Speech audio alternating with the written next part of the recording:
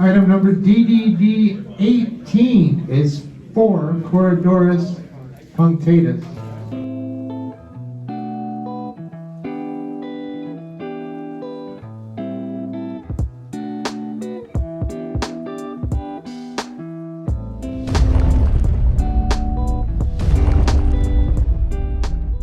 It's auction time again, so it's time to start bagging up some fish here in the barn. So let's head outside, start getting some fish bagged, and I'll show you how I prep for the auction.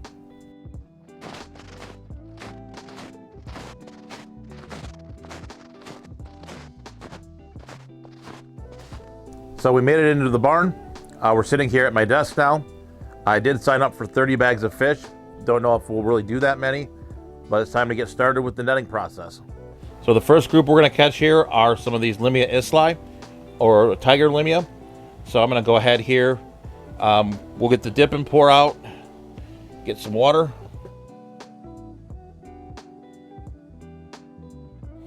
And we're going to go ahead and let's catch some fish.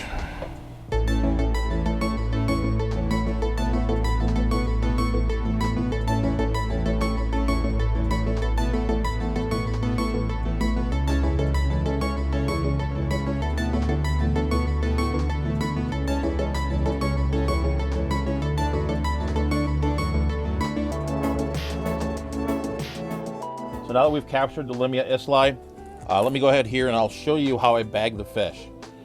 So one of the biggest problems with bagging fish is you don't want to get the fish to get caught in the corners. So there's two ways that I do this. I'm going to show you the first way with this fish, and then when we catch some other fish, I'm going to show you a different way that I do this. And both of them work, and both of them are very effective. So I have my heat sealer here. You can get this for about 20 to 30 bucks on Amazon. And I like to take the fish bag and like pinch the corners. So that way there's no way for the fish to get stuck in the corners. So what you do here is just take a corner, press it down, and it's kind of a feel thing. And you can see now that there's a nice little seal there. And then do it with the other side as well. So kind of make a little V shape almost, or a U. So now you can see there's not a corner here on the fish bag. So we have our Limia isli here. We've got our fry, as well as some larger adults. I'm going to put the fry back in the tank, but I do want to capture the adults because that's what I'm going to take for sale. I have this little net here, and this is what I like to use to catch these little fish out of the dip and pour. So I now have the large Limia caught, have them all bagged up here. And before we close the bag up, we're just going to toss in some ammonia reducing pad that I get from the aquarium co-op. So now we're going to go ahead and get some air in the bag. Fortunately, I do have an extra drop from the central air system. So we're just going to go ahead and put the air line in the bag and fill the bag up.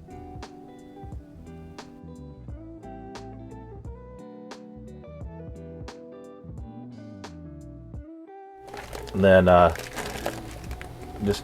you want to twirl it a couple times.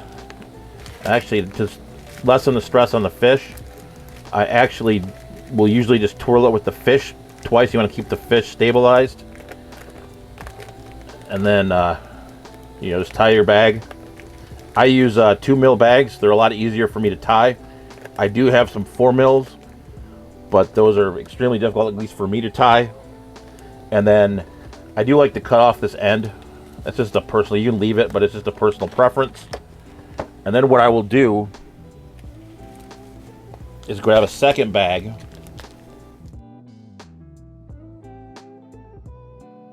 Bag it the opposite way. So if you see here, the tied ends on the bottom, just to prevent leaks.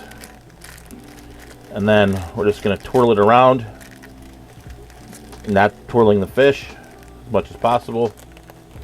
And go ahead and tie this end as well.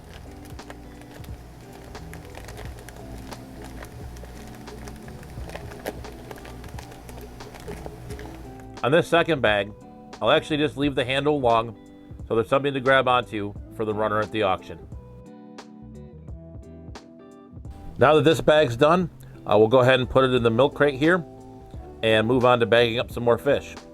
So this next group of fish are the Xiphophorus malinche. With swordtails, I really do like to do a group of 3, just in case you have a sneaker male that gets into the mix. So I'm going to bag these fish and show you the second method that I use to address keeping fish out of the corners. So with this method, I do like to start with the fish in the bag. So you are going to tie it up just like before. You're going to get the air in it first this time. So one thing important when you're bagging fish, and I didn't say this in the beginning, you want to have a ratio of 2/3 air to 1/3 water. So we're going to stop for just a second, and as you can see here, this fish is sitting in the corner.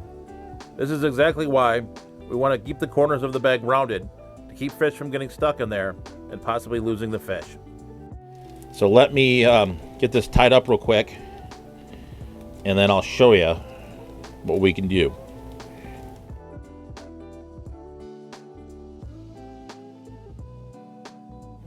All right, so we've got the bag here, and what you're going to want to take is you're going to want to take some T-Rex tape or some packaging tape of some sort, or an emergency any tape you have, and you just want to get a good strip of it out here, and you want to tape the corners of these bags.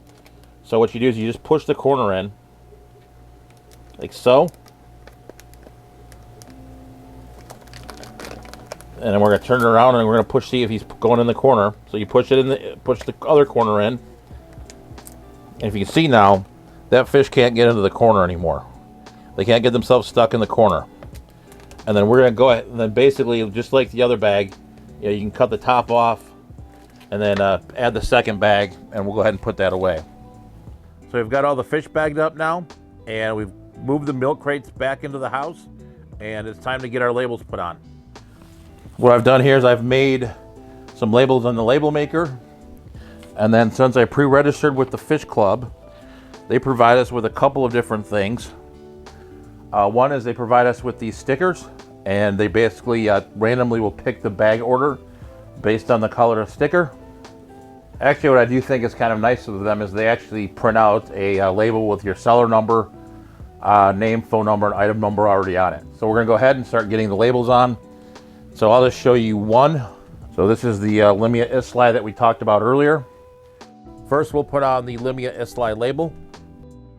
We'll then add the label that has my seller information on it that was provided by the club. So it looks like we have a couple different colors of tag here. So we've got red, blue, and yellow. So I'll go ahead and I'll pick a color, and then I'll just alternate the colors between the three. And then at the auction itself, the club will pick which color it starts first. So I'll go ahead and add this finished bag back into the milk crate, and we'll just repeat this process for the remainder of the bags.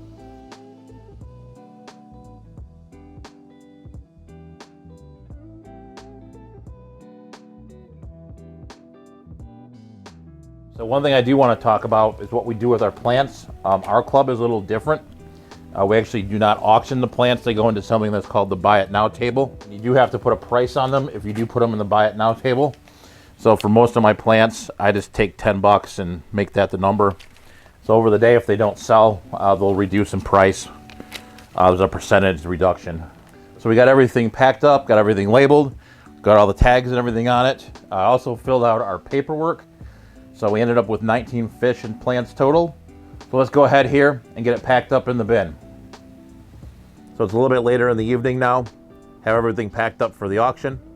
I did fit the 2 milk crates perfectly in the cooler here. So all the plants and all the fish are protected and everything.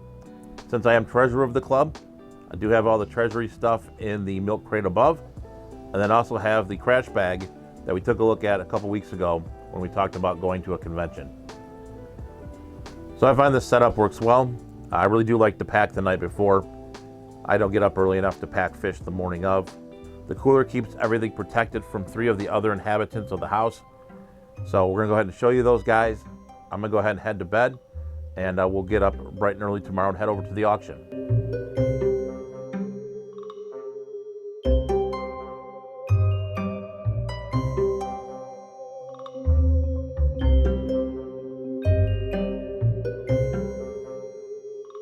Okay, it's the next morning. I've got everything packed up now. So we're gonna go ahead here, head over to the auction hall, which is about a 20-minute drive. So let's go ahead and head over there, get everything set up, and get ready to go.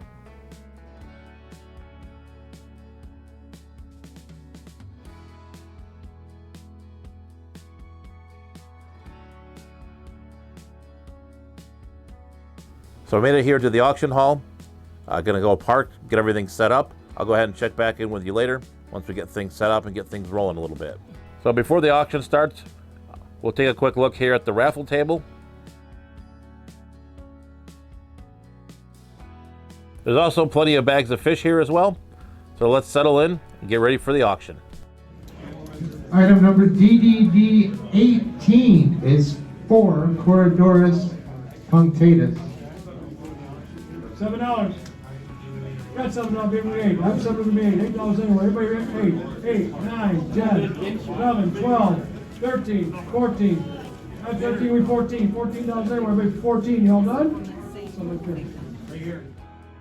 So it is about 2:30 now. Unfortunately, I did have to cut my time at the auction a little bit short. So my daughter's playing in a volleyball tournament. Starts about 3:30 or so. So I'm gonna go ahead and take the fish over to the house, drop them off, and head over there. So it is a couple days later now. We didn't really get back from the volleyball tournament until about 10 o'clock at night or so. But let's take a look at what I did find at the auction. So the first fish here, really excited about. These are some Poecilia volifera. These are the Yucatan giant sailfin mollies that were originally sourced from Greg Sage. I don't think too many people have these, but you'll never know what shows up at an auction, which is what I think makes auctions a whole lot of fun. This next group of fish comes as a little bit of a surprise as well. I was kind of moving on from some of my Endler groups, and was definitely not expecting to buy Endlers, but I couldn't pass up these stack Endlers, which is a strain that I've always found to be quite nice. They don't look like much right now, just being a female and a group of fry, but I am pretty excited to see how these fish turn out. To round out the auction finds, I did pick up 3 large groups of these crypts. I've been slowly but surely breaking them apart and planting them around the fish room, hoping pretty soon to have a pretty nice group of crypts growing throughout all of the tanks. I do want to show you one other fish that I did pick up at the local club meeting a couple days before the auction. A member of our local fish club gave me these Gambusia finis. Definitely a big shout out to Mark for giving me these fish. So there is one other thing we do need to do when adding new fish here into the fish tank barn, and that's updating the log sheet that I use to keep track of all the species and all the fish that I keep in the barn. I do this on a Google Sheet that I can carry with me on my phone and check out what species of fish I have, so I don't either rebuy or buy fish with the wrong location information when it comes to the fish that are rare, like the Gadads. So if you take a look here, I do categorize these by type, common name, species name, location information, if appropriate. There is something for Gadads called an evolutionary significant unit, and then I actually do keep track of purchase dates and who I've actually buy the fish from as well. So I do that for all the fish that go into the barn, and then obviously if I sell fish off and rehome fish, I will also remove the fish from the list as well. So we're gonna go ahead and do that here for the couple of species that we picked up.